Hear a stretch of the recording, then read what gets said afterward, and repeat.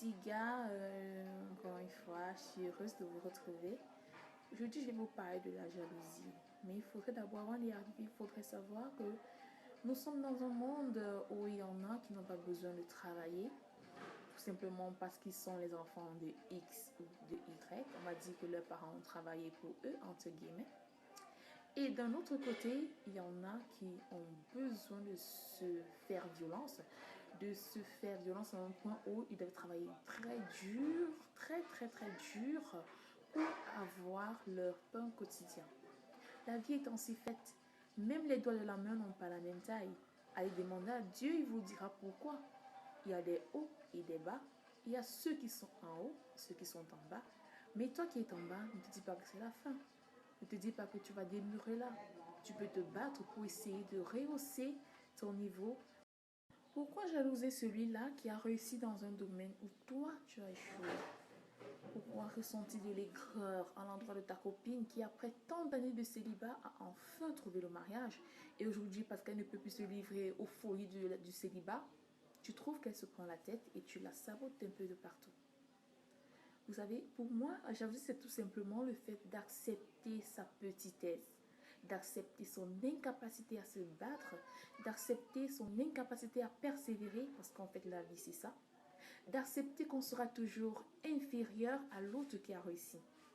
Vous savez, la jalousie peut vous faire tellement de choses négatives à l'endroit d'une personne, jusqu'au point où vous pourrez même aller jusqu'à la tuer parce que vous êtes jaloux, parce que vous ne supportez pas de la voir heureuse, parce que vous ne supportez pas de la voir joyeuse et épanouie dans son boulot, dans sa vie de famille, dans son foyer. Donnez-vous les moyens. Donnez-vous les moyens de réussir, surpassez-vous, faites-vous violence. S'il le faut, vivez dans une maison moins chère, économisez beaucoup. S'il le faut, laissez les greffes brésiliennes de côté et économisez. S'il le faut, laissez un peu la vie de luxe de côté et économisez. Parce que ce n'est qu'en économisant que vous pourriez atteindre de grandes choses. Aujourd'hui, tu n'as pas encore une situation stable, mais c'est toi qui veux faire la grande vie. C'est toi qui veux aller dans les snacks, les plus grands snacks, et qu'on chante ton nom d'un peu de partout, pourtant tu n'as pas. Et après, tu veux ressembler à ceux-là qui ont investi et qui en auront toujours. Vous savez, la vie est tellement simple, mais c'est nous qui voudrons la compliquer. La jalousie montre tout simplement au monde entier que tu as baissé les bras, que tu as accepté la défaite. Et ce n'est pas ça le but. Tu n'es pas venu sur cette terre pour souffrir. Au lieu de travailler dur, tu passes ton temps à saboter ceux qui ont réussi. Tu passes ton temps à salir l'image de ceux qui ont réussi. Tu passes ton temps à envier ceux-là. Mais tu oublies l'essentiel. Tu oublies que toi aussi tu peux être comme eux si et seulement si tu arrêtes de perdre du temps et de l'énergie pour parler d'eux et te mettre à la tâche.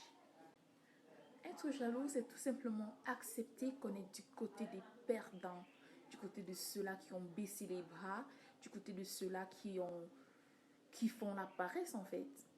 Vous savez, pour moi, le jaloux, c'est celui-là qui n'a pas encore compris que chacun a son étoile et que tôt ou tard, même l'étoile la plus sombre des sombres finit par briller. Mes petits gars, je vous laisse, je vous souhaite une très bonne journée. Je vais pas baquer à mes occupations car dans la vie, c'est la persévérance qui paye. Vous savez, Dieu bénit les efforts. Dieu récompense toujours les efforts. Alors, allez à vos tâches quotidiennes, battez-vous. Battez-vous au point où vous n'en pouvez plus parce que c'est ça qui vous fait manger. C'est ça qui remplit le frigo. Que Dieu vous bénisse, qu'il prenne soin de vous et qu'il vous donne ce que votre cœur désire. Portez-vous bien.